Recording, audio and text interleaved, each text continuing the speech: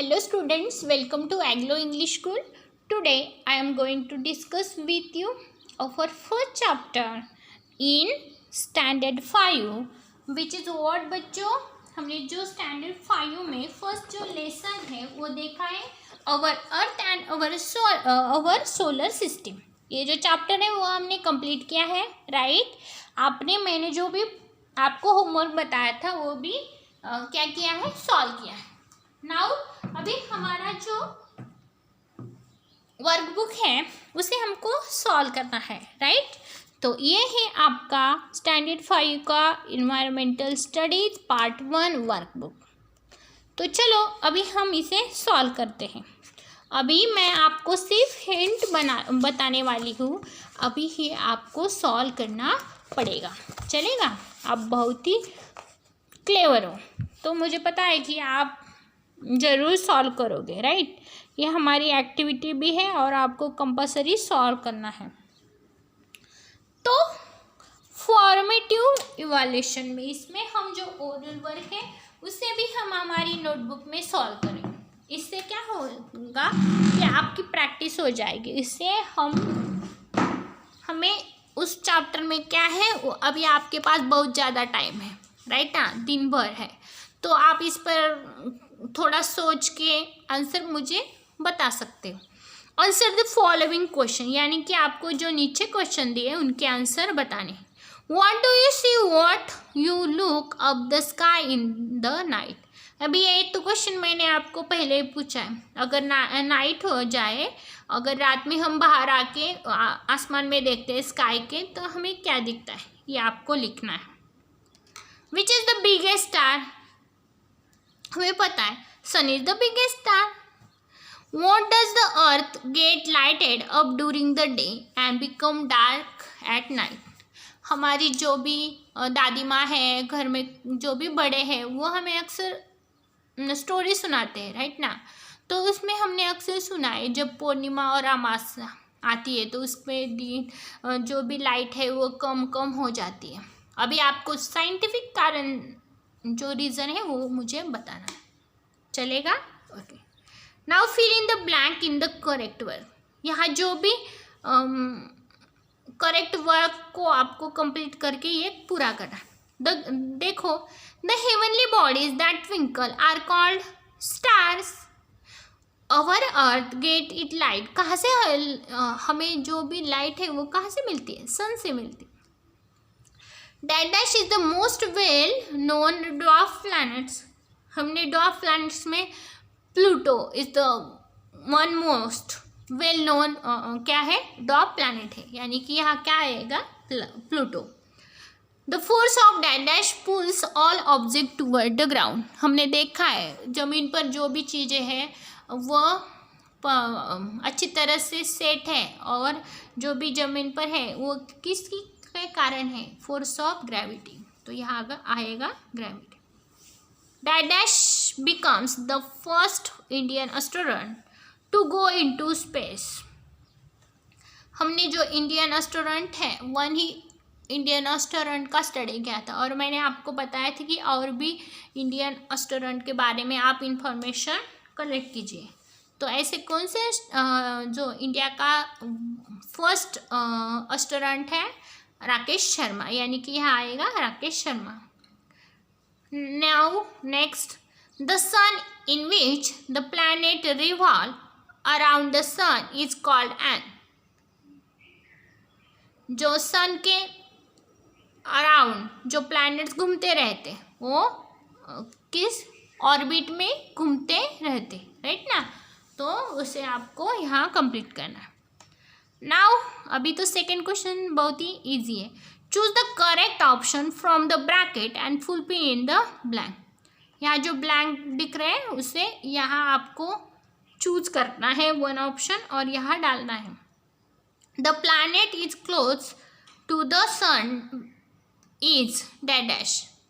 अभी मैंने आपको पूरी सोलर सिस्टम को ड्रॉ करने के लिए कहा था तो हमने और ये भी सॉल्व किया है कि सबसे बड़ा कौन सा है, सबसे नज़दीक कौन सा है, सबसे दूर कौन सा है राइट ना. तो हमें पता है कि Mercury is the closest to the sun. Dash dash is the satellite on the earth. हमने कहा था कि जो मून है वो सैटेलाइट है, right. Dash dash powerful dash dash are use to send a space craft into the space. हमने last lecture में देखा था जो भी स्पेस क्राफ्ट है उनको भेजने के लिए हमें जो भी रॉकेट है उनका यूज़ ज़्यादा रहता है। तो यहाँ क्या आएगा, rockets. Okay, now third question is state whether the following statement are true और फॉल्स। या जो 3 स्टेटमेंट दिए हैं इसमें से कौन सा स्टेटमेंट करेक्ट है, कौन सा रॉन्ग है, यहाँ आपको लिखना है। First, planet have light of their own. Planet को खुद की लाइट है क्या? नहीं है। उसे जो लाइट्स मिलती है वो कहाँ से मिलती है? सन से, यानी कि दिस स्टेटमेंट इज फॉल्स। तो हम यहाँ लिखेंगे false. Now next, asteroid are present between the planet Earth and Mars.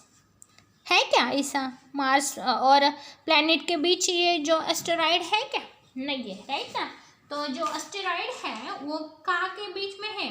जो मार्स है और जो मून है इसके बीच में ये एस्टेरॉइड है, यानी कि this statement is false. Things on the earth remain it due to the force of gravity. जो भी थिंग्स है अर्थ पर वो रिमेन एज इट इज है, इस किसी की वजह से है, फोर्स ऑफ ग्रेविटी। तो इसका रीजन हम जो भी हमें बताने के लिए कहा है, दिस स्टेटमेंट इज ट्रू, यानी कि मैंने यहाँ लिखा ट्रू। अभी क्वेश्चन 4 जो है हु आई एम, ये कौन है, ऐसा कौन है, यहाँ आपको बताना है। तब अभी मैं सेकेंड क्वेश्चन आपको बताती हूँ, बाकी के आपको कंप्लीट करने। I have my own light, मुझे खुद की लाइट है। It is only from me that planet get the light and heat. और मैं क्या करता हूँ, दूसरों को लाइट भी देता हूँ, हीट भी देता हूँ। ऐसा कौन है? सन। बाकी के आपको कंप्लीट करने हैं। नाउ बच्चों, ये जो यहाँ है एक्सप्लेन द फॉलोइंग टर्म्स, तो ये जो है तो आपको यहाँ क्या करना है, कंप्लीट करना है। इसमें आपको बताया है first is the revolution. Revolution यानी कि क्या, उसके नीचे घूमना, यानी कि हमने जो भी है कि जो भी प्लैनेट्स है वो सन के अराउंड में क्या होते हैं, रिवॉल्व होते हैं, यानी कि this is the revolution. Okay, तो आपको इसकी इंफॉर्मेशन यहाँ रिवॉल्यूशन में लिखनी है। और ये जो स्पेस है इसकी भी इंफॉर्मेशन आपको लिखनी है। Now answer the following question in brief. Name the planet that revolve around the sun. ऐसे कौन कौन से प्लैनेट हैं जो सन के अराउंड में रिवॉल्व होते हैं, आपको बताना, आप इजीली बता सकते हो, तो आपको यहाँ लिखना है। Now next is what are the satellite. Satellite क्या है हमने तो देखा है।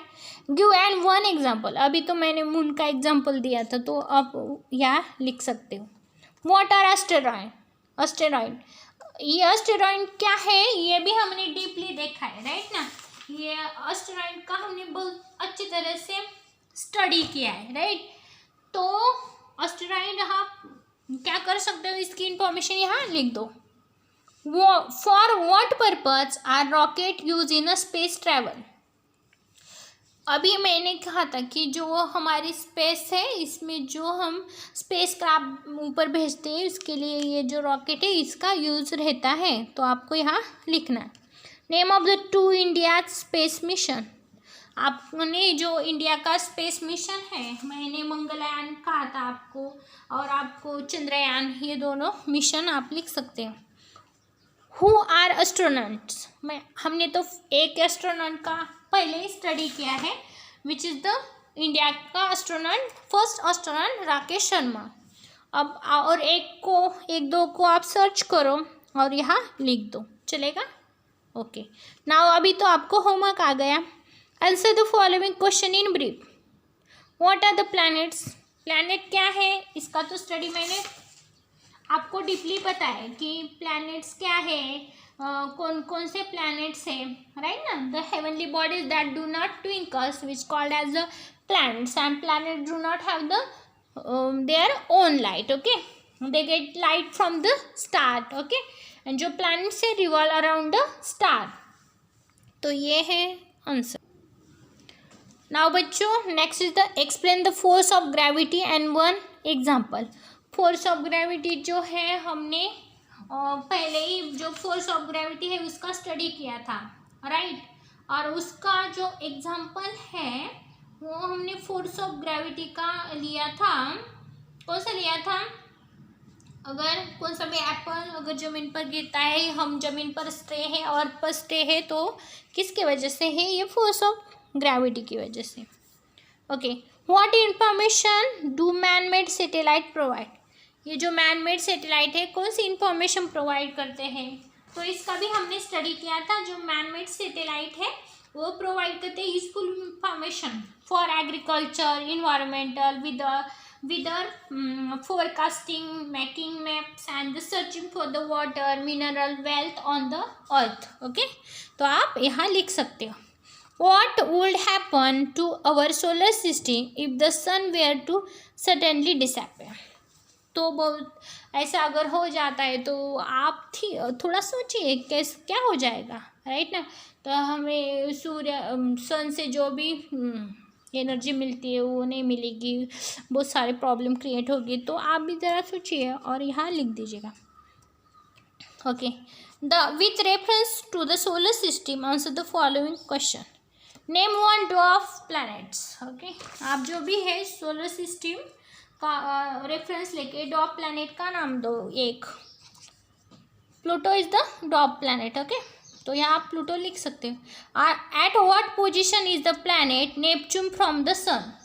जो भी नेपच्यून है वो हमारी कौन सी पोजीशन पर है? फर्स्ट सन है, सन के बाद Mercury, then Venus, then Earth, then moon, then Mars, then Jupiter, then Saturn, then Uranus, then Neptune, यानी कि 1 2 3 4 5 6 7 8 एंड 9 प्लेस पर है। Name the heavenly bodies that revolve around the planets. जो ऐसे हेवनली बॉडीज का नाम बताने को हमें कहा है जो प्लैनेट्स है उनके अराउंड में सैटेलाइट है, right. Name the planet farthest from the sun. Farthest यानी कि बहुत ही दूर, ऐसे सन से सबसे दूर है प्लूटो, तो आप यहाँ लिख सकते हो Pluto. Now give the reason for the following. Star twinkles, मतलब प्लूटो नॉट। स्टार खुद जो स्टार्स है उनकी ट्विंकल्स ये चमकते हैं, बट ये प्लैनेट्स क्यों नहीं, इसका मैंने डीपली रीज़न बताया, तो अब बच्चों आपको ये लिखना है। Now next is the moon appear big although it much smaller than the sun. इसका रीज़न मैंने आपको बताया है, ये आप भी लिख सकते हो। The planet revolve only at the fix distance from the sun because जो भी ऑर्बिट है वो इस ऑर्बिट में वो क्या करते हैं, रिवॉल्व करते रहते हैं, राइट ना। उनके लिए कुछ तो ऐसी पर्टिकुलर यहाँ रिवॉल्यूशन है, उसके ही अंदर वो रिवॉल्व करते हैं, उसके बाहर वो जाते नहीं है, ओके। क्यों है ये, इसका रीज़न मैंने आपको बताया था, तो आपको इसे कंप्लीट करना है। तो बच्चों इसी तरह हमने जो फर्स्ट लेसन है वो भी कंप्लीट किया। अभी मैंने वर्कबुक है उसमें भी आपको डिस्कस किया, तो मुझे ये वर्कबुक आपका जो फर्स्ट लेसन का है वो आपको कंप्लीट करके करना है। अगर आपको कौन सी भी डिफ़िकल्टी आती है तो आप मुझे पूछ सकते हैं, ओके। तो इसी तरह बच्चों आपको अभी के लिए फर्स्ट लेसन का पूरा स्टडी करना है, ओके। Thank you.